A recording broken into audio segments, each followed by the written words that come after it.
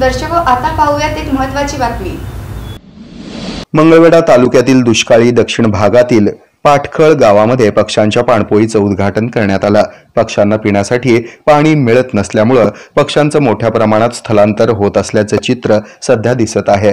म्हणून पाटखळ गावचे समाजसेवक भीमराव मोरे यांच्या कल्पनेतून पक्ष्यांच्या पाणपोईचं उद्घाटन संपादक दिगंबर भगरे आणि पाटखळ गावचे सरपंच आनंद उर्फ ऋतुराज बिले यांच्या हस्ते करण्यात आलं। पाटखळ परिसरामध्ये विविध जातींचे पक्षी मोठ्या प्रमाणात वास्तव्य करतात।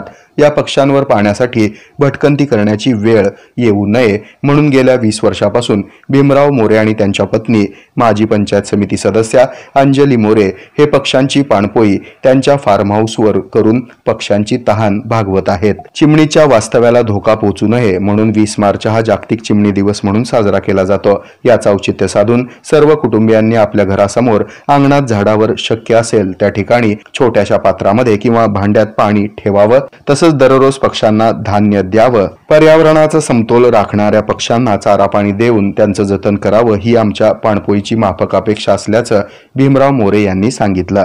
यावेळी पत्रकार संघाचे माजी अध्यक्ष दावल इनामदार, ज्योतिराम आवताडे, महादेव आवताडे, हनुमंत कोरे, मच्छिंद्र खडतरे, शिवाजी बनसोडे, पत्रकार सचिन हेंबाडे, धोंडीबा सावंत, हर्षराज चव्हाण, तात्यासाहेब बोडरे आदी ज्येष्ठ मंडळी उपस्थित होते। हे आहे मेट्रोकास्ट केबल नेटवर्क आणि आपण पाहत आहात द न्यूज प्लस बरच काही।